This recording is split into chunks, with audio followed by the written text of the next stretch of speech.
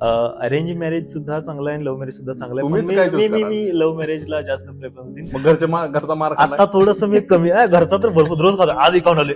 आमच्या टीम मध्ये मला सगळ्यात जास्त हा काहीतरी सांगतोय तो खरंच चांगलं सांगतो. आमच्या घराचा तू काही सांगू नको, तू जायचं पेमेंटच नाही केलं.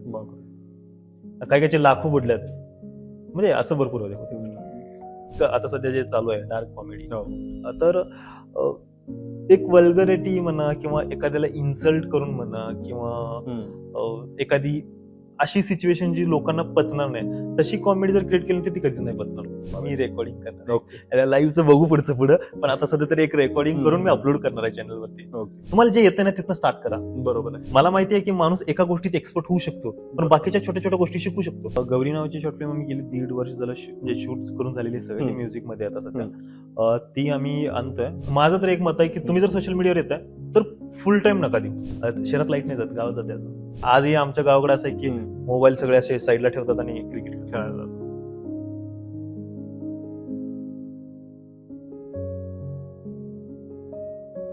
नमस्कार, 2 कटिंग पॉडकास्ट मध्ये तुम्हा सगळ्यांचं हार्दिक स्वागत. आजचा व्हिडिओ स्पॉन्सर्ड आहे designtemplate.io यांच्याकडून, ज्यांच्या साथीनं तुम्ही जर डिझायनर असाल किंवा तुमची डिजिटल मार्केटिंग एजन्सी असाल तर तुम्ही याच्या साथीनं डिझायनिंग अगदी सोप्या पद्धतीने करू शकता आणि लगेच करू शकता. तर नक्कीच भेट द्या designtemplate.io ला. आज आपण भेटणार आहोत एक अशा व्यक्तीला ज्याने कंटेंट क्रिएशन मध्ये सुरुवात करून आजच्या घडीला 1.6 मिलियन पर्यंत फॉलोअर्स मिळवलेले आहेत. कॉमेडी कंटेंट क्रिएट करणं, त्यासोबत सोशल मेसेज देणं, त्यानंतर त्यांनी गाणी सुद्धा क्रिएट केलेली आहेत आणि आता ते वेब सिरीज वगैरे किंवा शॉर्ट फिल्म्स वगैरे सुद्धा क्रिएट करत आहेत. तर हे सगळं करत असताना आज आपण बघतोच आहे की कॉमेडीच्या नावाखाली पण बरेच वाद सुरू आहेत आणि ह्यामध्ये एक क्लीन कॉमेडी कशा पद्धतीने करायची आणि कसे फॉलोअर्स गेन करायचे, त्यांच्यापर्यंत कसं पोहोचायचं, हा सगळा प्रवास करणारे वीरू वज्रवाड यांच्यासोबत आज आपण संवाद साधणार आहोत. तुम्ही त्यांना तुमच्या इंस्टाग्राम स्क्रीनवर, युट्यूब स्क्रीनवर नक्कीच पाहिलं असेल. चला तर मग सुरुवात करूया आजच्या पॉडकास्टला. नमस्कार सर. नमस्कार. आता सर, तुम्ही 1.6 मिलियनचा टप्पा क्रॉस करून पुढे गेलात आणि हे सगळं होत असताना आम्हाला फक्त दिसते ती सक्सेस दिसते, बरोबर, की तुम्ही इतक्या पुढे पर्यंत गेला आणि तुमचा रीच एवढा गेला, तुम्ही एवढ्या लोकांपर्यंत तुमच्या रील्स पोहोचतात, तुमचा कंटेंट एवढी लोक कन्झ्युम करतात. हे सगळं होत असताना तुमच्या मागे फेल्युअर पण काहीतरी असेल की त्या फेल्युअर मधून तुम्ही भरारी घेऊन इथपर्यंत आला. तर ते फेल्युअर नक्की कसं होतं आणि त्यामध्ये कसं तुम्ही सफर केलं त्या गोष्टी सगळ्या? आता जर्नी सांगायची म्हणलं तर 2017-16 ज्या आधी जिओ येणार होता अजून, मग त्याच्या आधी मी सुरुवात केली होती एक फेसबुक पेज पासून. बरं.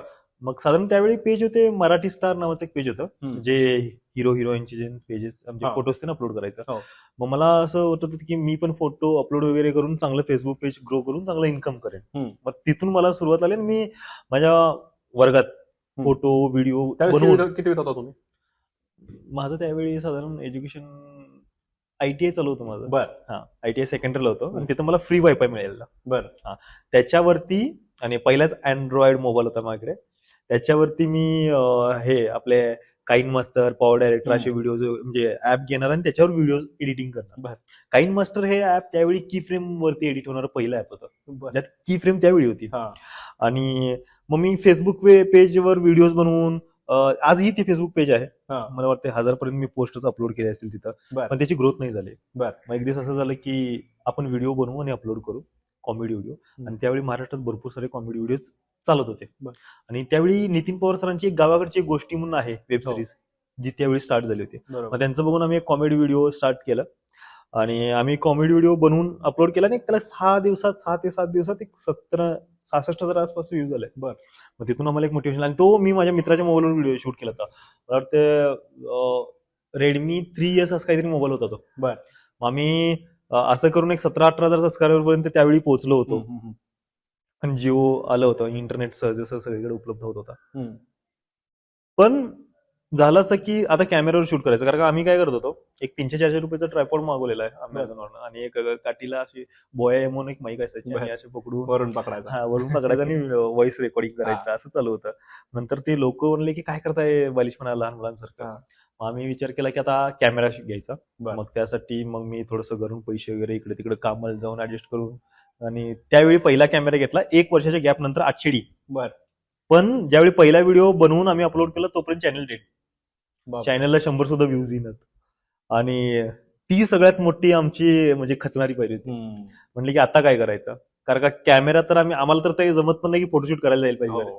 मग ते थोडंफार युट्यूबवरचं बघून शिकलेलं, म्हटलं की आता व्हिडिओज बनवायचे आहेत, त्याचे हप्ते पण नील करायचे आहेत.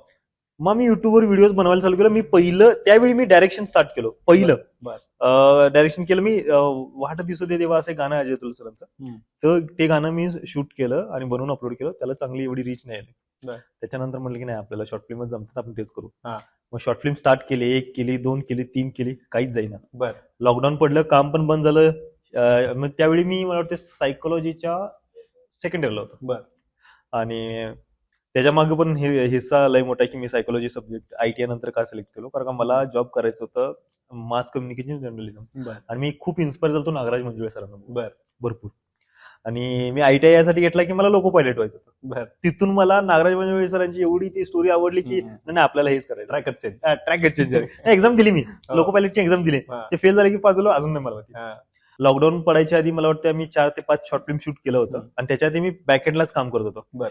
मग मी असंच बसलो होतो आणि मी स्वतःच टिकटॉकवर व्हिडिओ करणाऱ्यांना शिवाय देत होतो. बरोबर हे काय बालिशपणा करताय म्हटलं, कॉन्टेंट केलं तर मोठे असे लॉंग व्हिडिओ कॉन्टेंट केले पाहिजे. आणि झालं होतं असं की मग मित्र म्हटलं की तुझ्या लँग्वेज मध्ये तू 1-2-3 कॉन्टेंट कर जे तुला आता रिलेटेबल वाटतं ते कर. टिकटॉकवर. मग त्यानं शूट केला, त्यानंच अकाउंट काढला आणि त्यानंच अपलोड केलं. मग तो व्हिडिओ एक तिथनं डाउनलोड करून एक वेगळ्याच प्लॅटफॉर्मवरती व्हायरल झाला, शेअर चॅटवरती. शेअर चॅट नाही, हॅलो म्हणून एक होतं, जे चायनीज ऍप बंद झालं त्यावेळी ते पण बंद झालं.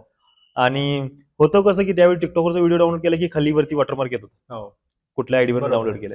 मग त्या आयडीवरती ट्रॅफिक येऊन ते 7 दिवसात माझे 10,000 फॉलोअर्स कम्प्लीट झाले. बापरे. आणि 27 दिवसात 1 लाख फॉलोअर्स झाले. पण झालं होतं असं की मी सांगतो की माझे व्हिडिओ जावा युट्यूबवरती येत बघा, पण तिथं गेलं की त्या व्हिडिओमध्ये मीच नाहीये. मग मला सुद्धा ऍक्टिंग करायला लागली. मग मी तिथून मग ते ग्रोथ जे झाली, मला वाटतं 1,67,000-68,000 फॉलोअर्स असतील त्यावेळी टिकटॉक बॅन झालं. मग तिथून मग परत इंस्टाग्राम सुरू. मग इंस्टाग्राम सुरुवात झाली, पण इंस्टाग्रामवर चांगली रीच भेटली. मग आता एक 16 लाख फॉलोअर्स आहेत. आता ह्या स्टेजला पण तुम्हाला असं कधीतरी होतं का की आता ह्या स्टेजला असून पण एखादा कंटेंट तुम्ही टाकताना मला सारखा रीच नाही जात, मग त्यावेळेस ती निगेटिव्हिटी येते अजून पण?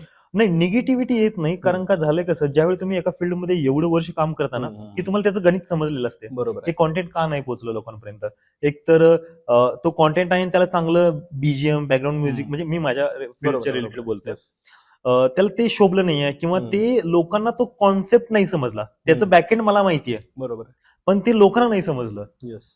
मग कळतं की आता कसं झालंय, युट्यूब सारखं इंस्टाग्राम काम करते. आता इंस्टाग्रामवर 3 मिनिटापर्यंत व्हिडिओ अपलोड करू शकते, रील, जे युट्यूबनं स्टार्ट केलं. बरोबर. मग त्यात झालंय असं की त्यांनी आणलंय, जसं युट्यूब कसं काम करतं ऍव्हरेज व्ह्यू ड्युरेशन वरती, सेम इन्स्टा सुद्धा करतात. त्यांनी सुद्धा आता ते पूर्ण ग्राफ दाखवतात. मग त्यावेळी लगेच समजून जातं की एका तासात की हा व्हिडिओ टाकल्या कुठं ब्रेक झाला, आणि जर तो ग्राफ सोडून जर खालती येतोय तर व्हिडिओ नाही जाणार. बरोबर. मग तुम्ही थोडंसं तुमच्या कंट्रोलमध्ये त्यावेळी काय असतंय, कॅप्शन चेंजेस करून, थोडे हॅशटॅग चेंजेस करून तुम्ही तो ग्राफ वरती घेऊन येऊ शकता. बरोबर. आला तर जाते. आता मला नाही वाटत की लाईक आणि शेअर आणि फॉलोअर्स वरती काहीच डिपेंड आहे. ज्याचा ऍव्हरेज व्ह्यू ड्युरेशन, म्हणजे जो जितका वेळ त्या लोकांना थांबवून ठेवतो त्या व्हिडिओवरती, बरोबर आहे, तो कंटेंट इज पॉवरफुल. ते क्रिंज वगैरे या सगळ्या गोष्टी निघूनच गेल्या, जे टिकटॉकला चालत होतं, पूर्णपणे बंद झालं. बरोबर आहे. आता क्रिंजचा पण आपण विषय बोललोच की क्रिंज कंटेंटमुळे आज एवढं मोठी कॉन्ट्रोवर्सी पण होते. बरोबर. पण तुम्ही त्या सेक्टरमध्ये कधी शिरला नाही, किंवा तुम्ही अगदी सांगलीच्या भागातले असून पण, सांगली, कोल्हापूर, सातारा हा असा भाग आहे की एक रांगडी भाषा म्हणून ओळखला जातो, पण त्यातही तुम्ही ती गोष्ट अवॉइड केली की ती कॅज्युअली येणारी शिवी पण ती तुम्ही त्यामध्ये अवॉइड केली. बरोबर. तर मग ते तुम्हाला सुरुवातीपासूनच असं होतं का की बाबा मला क्लीन कंटेंट ठेवायचा आहे आणि क्लीन कंटेंटवरच मला फॅमिली ऑडियन्स टार्गेट करायचं, असं सुरुवातीपासून होतं, कारण का मला सगळ्या टाईपची ऑडियन्स पाहिजे होती, सगळ्या टाईपची ऑडियन्स. असं काही नाही की कोण क्रिंज वागतंय बघत नाही, असं भरपूर सारे कॉन्टेंट आहेत, असे नाही असं नाही. पण मला एक फॅमिली जरी बघून, एक आजी जरी बघितली तरी ती कॉमेडी, तो व्हिडिओ कॉमेडी म्हणायचा किंवा एक आता कसं आहे, बघावं असं वाटलं पाहिजे. माझ्या व्हिडिओज मध्ये असते काय, मी 3 ते 4 टाईपचे कॉन्टेंट करतोय, एक इमोशनल, मोटिवेशनल अशा टाईपचे. पण हे सगळे कसे असतात की हे मी डायरेक्शन चेक करण्यासाठी केलं, कारण का माझा सगळ्यात जास्त चांगला हात डायरेक्शन मध्ये असं मी म्हणतो. कारण का मला ते करायला खूप आवडतं आधीपासून. मी शॉर्ट फिल्म पण केल्यात. हे शॉर्ट व्हिडिओज आता बरोबर, पण त्याच्या आधी मी लॉंग व्हिडिओज भरपूर केले, जे 30 पेक्षा जास्त. माझी सगळ्यांना जास्त आवडलेली शॉर्ट फिल्म म्हटलं तर कविता. त्यात काही कविता वगैरे नाही, त्यात ती कविता नावाची एक शॉर्ट फिल्म आहे. बरं. एक चांगली लव्ह स्टोरी आहे हा. आणि त्याचा एंड खूप भारी आहे. हम्म. तर त्याच्यानंतर आम्ही गौरी नावाची एक फिल्म बनवली. फिल्म म्हणजे एक शॉर्ट फिल्म, फीचर फिल्म झाली ती. हम्म. ती बनवली आहे, ती अजून रिलीज होणार आहे. बरं. तर ते एक आहे. त्याच्यानंतर आम्ही शॉर्ट फिल्म मध्ये झालं असं की ते फील्ड सोडायचं कारण हे होतं की मला जितकं रेव्हेन्यू आम्ही त्यात ऍड करत होतो, हम्म. जितकं इन्व्हेस्टमेंट आमचे होत होते, तर तितकं आम्हाला त्यापर्यंत रिटर्न return नव्हतं. नव्हतं. हम्म. आणि महाराष्ट्रात मला असं वाटतं की शॉर्ट फिल्म बघणारी ऑडियन्स तेवढी तयार नाही झाली अजून, हम्म. जेवढी वेब सिरीजची आहे. बरोबर आहे. जेवढी वेब सिरीजची आहे. बरोबर मग आहे. त्यामुळे मी ते फील्ड सोडून थोडंसं गाण्याकडे पाहिलं. हम्म. आणि गाण्याचं पण आम्ही असं की नाही ठरवून आलो होतो. त्याला झालं होतं असं की ते आम्ही ते फीचर फिल्म बनवायला गेलो, त्यात एक गाणं होतं. बरं. ते आम्हाला रिलीज करायचं होतं. बरं. पण ते कुठल्या लेबलला रिलीज करायचं नाही, आपल्याच लेबल काढू, हा. आपण त्याला रिलीज करू. बरं. आणि ते रिलीज केलं आणि ते चांगलं चाललं गाणं. येस. मग आतापर्यंत साधारण 3 ते 4 गाणी झाली. Okay, great. आता हे तुम्ही कंटेंट बनवताना, जसं की आपण पहिल्याच प्रश्नात तुम्ही हे बोललात की कुठंतरी आपण तो कंटेंट बनवताना विचार करतो ह्या गोष्टींचा. बरोबर. तर मग प्रत्येक कंटेंट मध्ये असं राहतं की एक काहीतरी फनी तुम्हाला फील देऊन जातो. बरोबर. एखादा कंटेंट असतो की तिचं आपल्याच आयुष्यात गोष्ट घडल्यासारखी आपल्याला वाटते आणि म्हणून आपण बघत बसतो. हम्म. तर मग हे कंटेंट बनवताना आधी काय तुम्ही विचार करता की हे असं घडेल असा विचार करता की काहीतरी आसपास गोष्ट घडलेली असते, हम्म. एखाद्या मित्राचा ब्रेकअप झाला आणि मग चला रे ब्रेकअपवर एखादा व्हिडिओ बनवू, असं काहीतरी होतं कंटेंट